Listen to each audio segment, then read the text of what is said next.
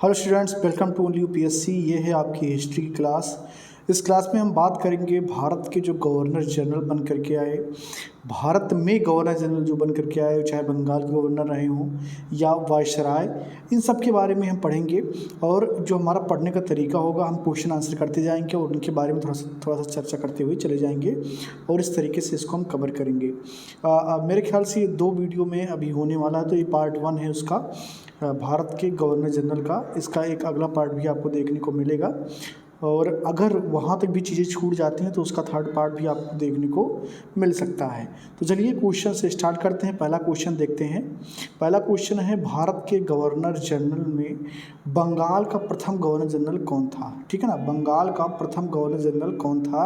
आपका option A है Robert Clive, option B है वारेन हेस्टिंग्स, ऑप्शन सी है विलियम बेंटिक और ऑप्शन डी है लॉर्ड कैनिंग। तो आपको बताना है कि बंगाल का प्रथम गवर्नर जनरल कौन था। ठीक है ना, बहुत ही सिंपल सवाल है। जिनको आंसर पता है वो कमेंट बॉक्स में लिखेंगे और जिनको नहीं पता है उनको बस वेट करना है, उनको आंसर मैं बता दूंगा। ठीक है ना, तो बंगाल के प्रथम गवर्नर जनरल कौन थे ये आपको बताना है। तो आप जानते हैं कि जो 1757 का प्लासी का युद्ध हुआ, उसका नेतृत्व किया रॉबर्ट क्लाइव ने और उसने जो है एक तरीके से बुरी तरीके से हराया किसको? बंगाल के नवाब को हराया और उसके बाद में अपना एक प्रभुत्ता जो है वहाँ पर स्थापित करने की पूरी कोशिश की और स्थापित भी हो गया। लेकिन जो बक्सर का युद्ध होता है 1764 में, उसके बाद में अंग्रेज बहुत मजबूत हो गए, क्योंकि अवध के नवाब हों चाहे बंगाल के नवाब हों या मुग़ल सल्तनत, इन सब को एक साथ उसने जो है टारगेट करके ईस्ट इंडिया कंपनी ने बर्बाद कर दिया और उसके बाद से लगभग पावर में आ गए ईस्ट इंडिया कंपनी वाले। तो बंगाल का प्रथम गवर्नर जनरल कौन बनता है? ये रॉबर्ट क्लाइव नहीं होंगे, ये होंगे आपके वारेन हेस्टिंग्स। तो बंगाल के प्रथम गवर्नर जनरल कौन है? वारेन हेस्टिंग्स हैं। आगे देखते हैं, भारत में ब्रिटिश साम्राज्य का संस्थापक कौन था? भारत में ब्रिटिश साम्राज्य का संस्थापक कौन था ये आपको बताना है कि भारत में ब्रिटिश साम्राज्य का संस्थापक कौन था। तो सीसली मैन था, लॉर्ड मिंटो था, लॉर्ड क्लाइव था या लॉर्ड मेयो था, ये आपको बताना है। तो अभी हमने डिस्कस किया ऊपर कि किस तरीके से जो प्लासी का युद्ध है वो निर्धारित करता है कि जो ब्रिटिश ईस्ट इंडिया कंपनी है वो सर्वाइव कर पाएगी इंडिया में या नहीं। और जो उसका मुख्य हीरो है, जो मुख्य किरदार में था, वो कौन था? जो है क्लाइव था। तो लॉर्ड रॉबर्ट क्लाइव हो जाएंगे, ये ब्रिटिश साम्राज्य का संस्थापक है। ठीक है ना, आगे देखते हैं। सुरक्षा प्रकोष्ठ या रिंग फेंस की नीति संबंधित है, किससे संबंधित है? ये वारेन हेस्टिंग्स से है कि लॉर्ड डलहौजी से है कि हेनरी लॉरेंस से है कि लॉर्ड क्लाइव से है? तो सबसे पहले आपको समझना है कि सुरक्षा प्रकोष्ठ है क्या। तो सुरक्षा प्रकोष्ठ का मतलब ये है, पहले इसको बहुत ही बारीकी से समझ लीजिए। आंसर तो बहुत इजी है, लेकिन सुरक्षा प्रकोष्ठ क्या था उसको थोड़ा सा समझ लेते हैं। तो एक फ्रांसीसी गवर्नर था डुप्ले। क्या नाम था? डुप्ले। डुप्ले बहुत ही महत्वाकांक्षी गवर्नर था। 1740 के आसपास ये इंडिया आता है। ये फ्रांसीसी ईस्ट इंडिया कंपनी का गवर्नर था। और इसमें जो सबसे खास बात थी, इसका जो रणनीति बनाने का जो तरीका था, डुप्ले उसमें बहुत माहिर था। और जो नीतियाँ डुप्ले ने अपनाई थी, आगे ही ब्रिटिश ईस्ट इंडिया कंपनी ने उसको फॉलो किया और वो बहुत लंबे समय तक भारत में राज कर पाए। तो था क्या कि जो डुप्ले है ना, उसने कहा कि हम यूरोप से सेना बहुत कम ला पाएंगे, यानी कि जो यूरोप से सेना है वो लाना हमारे बस की बात नहीं है। तो हमें कोशिश क्या करनी है कि जो इंडिया के ही सैनिक हैं उनको अपने पक्ष में किया जाए। तो ये कैसे होगा? इंडिया का मतलब ये तो था नहीं कि जैसे वर्तमान में सरकार है तो उसकी सेना, ऐसा नहीं था। उस वक्त अलग अलग राजा थे, उनकी अलग अलग सेना थी। तो डुप्ले ने प्रयास किया कि कुछ राजाओं का सपोर्ट करके उनकी सेना का साथ अपने साथ रखा जाए। ऐसे में क्या होगा कि हमें सेना नहीं लाना पड़ेगा, हमें उनका खर्चा नहीं उठाना पड़ेगा और हमें सेना भी एक मिल जाएगी सुरक्षा के लिए। तो ये नीति सबसे पहले डुप्ले ने अपनाई, लेकिन आगे चल करके इसको वारेन हेस्टिंग्स ने अपनाया और उसको एक नया नाम दिया रिंग फेंस। ठीक है ना। तो रिंग फेंस नाम दिया और हिंदी में से सुरक्षा प्रकोष्ठ कहते हैं। तो वारेन हेस्टिंग्स ने यह जो है इस नीति को स्थापित किया था। आगे चल करके बेलजली ने भी इसको आगे बढ़ाया, लेकिन उनका तरीका थोड़ा अलग था।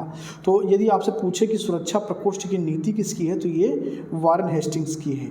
ये क्या था एक्चुअली में, इसको समझ लीजिए। तो वारेन हेस्टिंग्स ने क्या प्रयास किया और एक नीति पर ये लोग चले कि यदि उनके जो पड़ोसी हैं वो अगर सुरक्षित हैं तो वो भी सुरक्षित रहेंगे। कैसे? फॉर एग्जाम्पल, जैसे अभी वर्तमान में आप देखते हैं कि मान लीजिए आपका इंडिया है और इंडिया के जो है इस तरफ देखेंगे तो ये चाइना है, इधर पाकिस्तान है, नीचे श्रीलंका है और इधर बांग्लादेश है, ठीक है ना। तो ये स्थिति है।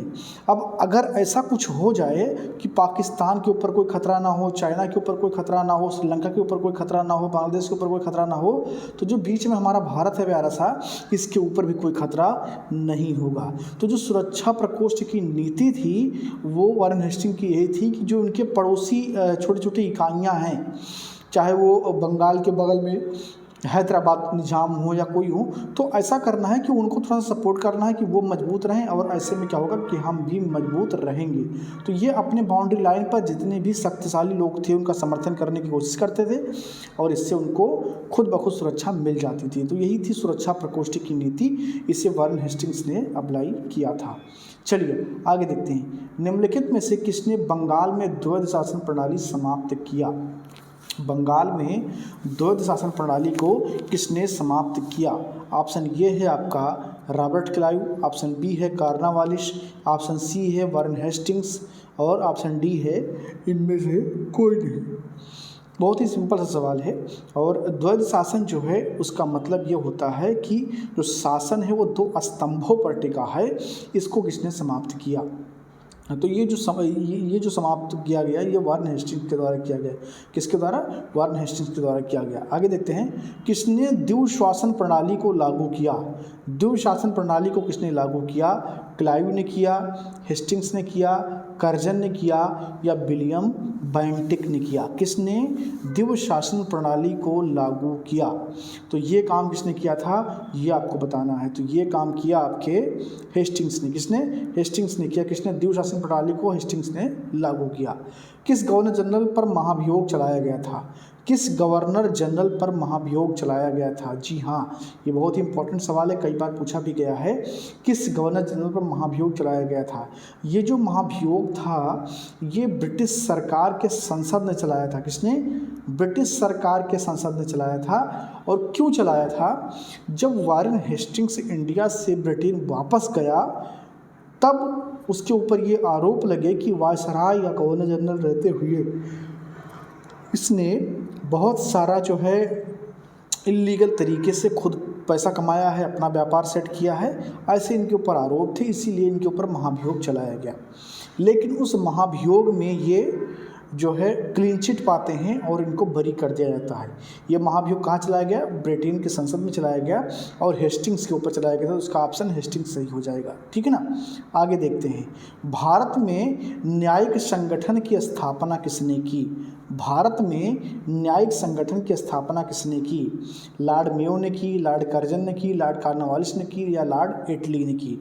तो ये आपको बताना है कि भारत में न्यायिक संगठन की स्थापना किसने की। तो आप जानते हैं कि हेस्टिंग्स ने शुरुआत में कोर्ट की स्थापना की, ठीक है ना। किसकी स्थापना की? कोर्ट की स्थापना की। लेकिन वहाँ पर कोई एक संगठन देखने को नहीं मिलता। जैसे आप वर्तमान में देखते हैं कि डिस्ट्रिक्ट कोर्ट है, उसके बाद में हाई कोर्ट है, हाई कोर्ट के बाद में सुप्रीम कोर्ट है, एक हायरार्की आपको देखने को मिलती है। But at the time Hastings ने ये नहीं किया था, उसने बस केवल कोर्ट की स्थापना की थी। ये जो एक संगठन बनाने का काम किया, उसको एक इंस्टीट्यूशन का रूप देने का काम किया, वो कार्नवालिस के टाइम पर हुआ है। तो भारत में न्यायिक संगठन की स्थापना कार्नवालिस के टाइम पर होती है, ठीक है ना। चलिए आगे देखते हैं, भारत में सिविल सेवा की शुरुआत किसने की? भारत में सिविल सेवा की शुरुआत, जी हाँ, जिसकी आप तैयारी कर रहे हैं, ठीक है ना, इसकी शुरुआत किसने की? ऑप्शन है आपका कार्नवालिस ने, हेस्टिंग्स ने, कर्जन ने या डफरिन ने? बहुत ही सिंपल सा सवाल है, इसका जवाब आपको आवश्यक रूप से आना चाहिए। ये सवाल आपके पीसीएस के पेपर में पूछा गया है। भारत में सिविल सेवा की शुरुआत किसने की। जिनको उत्तर पता है कमेंट बॉक्स में फटाफट लिखेंगे और जिनको नहीं पता है वो वेट करेंगे। तो भारत में सिविल सेवा की शुरुआत कॉर्नवालिस ने की। किसने? कॉर्नवालिस के टाइम पर की गई, कॉर्नवालिस ने इसको किया था। अगला सवाल देखते हैं, लॉर्ड कॉर्नवालिस की कब्र कहाँ स्थित है? ठीक है ना, ऐसे सवाल भी आपसे पीछे में पूछे जाते हैं, थोड़ा जो है अतरंगी टाइप के सवाल ये हैं लेकिन पूछे जाते हैं। तो कॉर्नवालिस की कब्र कहाँ स्थित है? कई लोग सोचेंगे कि ये तो कहीं ब्रिटेन में लंदन में होगा, लेकिन ऐसा नहीं है। ये एकमात्र गवर्नर जनरल है जिसका आपको यहाँ पर देखने को मिलता है, उत्तर प्रदेश में इसका कब्र देखने को मिलता है। तो ये कहाँ पर, उत्तर प्रदेश में किस जगह पर है? गाजीपुर में है कि बलिया में है कि गोरखपुर में है कि वाराणसी में है, ये आपको बताना है। तो जो लॉर्ड कॉर्नवालिस है इसका कब्रगाह गाजीपुर में स्थित है। कहाँ? गाजीपुर में स्थित है, जो उत्तर प्रदेश का पूर्वांचल वाला पार्ट है वहाँ पर स्थित है। अगला सवाल देखते हैं, सहायक संधि को स्वीकार करने वाला पहला शासक कौन था? सहायक संधि को स्वीकार करने वाला पहला शासक कौन था? अवध का नवाब, हैदराबाद का निजाम, पेशवा बाजीराव द्वितीय या त्रावणकोर का राजा? सहायक संधि को स्वीकार करने वाला पहला शासक कौन था? तो ये थे आपके अवध के नवाब। अवध के नवाब सबसे पहले व्यक्ति थे, सबसे पहले शासक थे जिन्होंने सहायक संधि को स्वीकार किया था। ठीक है ना। अगला सवाल देखते हैं, ठगों के दमन में निम्न में से कौन प्रमुख भूमिका में था? ये ठग हैं क्या, पहले इसको समझिए। बहुत सारे लोग जानते ही नहीं होंगे, इतिहास में उन्होंने पढ़ा ही नहीं होगा कि ये ठग कौन है। तो ठगों के संबंध में जो है थोड़ा सा आपको जानना चाहिए। ये जो ठग है ना, ये एक प्रकार के जो है कर्मकांडी लोग थे। क्या थे? कर्मकांडी लोग थे। और इनका जो अपना एक तरीका था, ये लोग देवी की, काली की पूजा करते थे और उस पूजा के बदले में ये लोगों की बलि चढ़ाते थे, इंसानों की बलि चढ़ाते थे, इंसानों की खोपड़ियों को उन्हें काट करके चढ़ाते थे। और इनका मानना था कि ऐसा करने से इनकी आयु बढ़ती है और इनकी जो मान्यताएं हैं, जो उनका मांग है वो देवियाँ पूरा कर देंगी। तो ये जो ठग है ना, ये बहुत खतरनाक जो है थे और एक समय पर इनका बहुत ज़्यादा प्रेजेंस हो गया था बंगाल प्रेसिडेंसी में। तो उस वक्त के जो लोग थे ना, वो सब एक तरफ से ठगों के खिलाफ सरकार का मदद कर रहे थे और इसलिए इनको बाद में बहुत बुरी तरीके से ठगों को समाप्त करने के लिए सरकार ने अभियान चलाया। और उस वक्त बेंटिक जो है गवर्नर हुआ करता था और उसने कैप्टन स्लीमैन को ठगों के दमन के लिए भेजा था। ठीक है ना। तो कैप्टन स्लीमैन इसका आंसर हो जाएगा, जो कि ठगों के दमन में प्रमुख था। सती प्रथा पर पाबंदी किसने लगाई? सती प्रथा पर पाबंदी किसने लगाई? ये बहुत ही महत्वपूर्ण सवाल है। ऐसे सवाल आपकी परीक्षाओं में पूछे भी जाते हैं। तो सती प्रथा बहुत ही इंपॉर्टेंट है। किसके प्रयास से लगाया गया? राजा राम मोहन राय।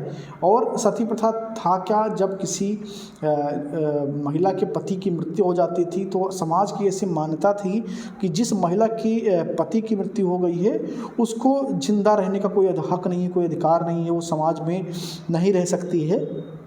तो उससे भी लोग एक तरीके से पुश करते थे कि वो भी अपनी जान दे दे और चिता पर लेट करके वो जिंदा ही जल जाती थी। तो इसे सती प्रथा कहते थे। तो सती प्रथा का घोर विरोध किया राजा राम मोहन राय ने और लॉर्ड विलियम बेंटिक ने इसे प्रतिबंधित कर दिया था। हालांकि जो अल्बुकर्क था पुर्तगाल का, सबसे पहले उसने प्रतिबंध लगाया था सती प्रथा पर साउथ इंडिया में। बट ओवरऑल पैन इंडिया की बात की जाए तो विलियम बेंटिक ने इस पर एक मजबूत प्रतिबंध लगाया था। ठीक है ना। तो ये कुछ महत्वपूर्ण सवाल है। कुछ और सवाल हम देख लेते हैं। किस वर्ष सती प्रथा पर प्रतिबंध लगाया गया? किस वर्ष सती प्रथा पर प्रतिबंध लगाया गया? ऑप्शन है आपका 1825 ईस्वी, 1827 ईस्वी, 1829 ईस्वी, 1830 ईस्वी। बहुत ही महत्वपूर्ण है, ऐसे सवाल आपकी परीक्षाओं में पूछे भी जाते हैं। तो सती प्रथा पर कब प्रतिबंध लगाया गया? तो 1829 ईस्वी में सती प्रथा पर प्रतिबंध लगाया गया। ठीक है ना। तो इस क्लास में इतना ही। आगे हम अगले वीडियो में बात करेंगे, कुछ और क्वेश्चन लेंगे। मैंने कहा था कि 2 से 3 वीडियो में हम इसको भारत की जो वायसराय हैं और गवर्नर हैं इनको हम पूरा पढ़ लेंगे। इस वीडियो में इतना ही। अगर वीडियो पसंद आया तो लाइक करें और चैनल को सब्सक्राइब जरूर करें, बेल आइकन को प्रेस करें ताकि कोई भी नोटिफिकेशन मिस ना हो। मिलते हैं अगले वीडियो में। बहुत बहुत धन्यवाद।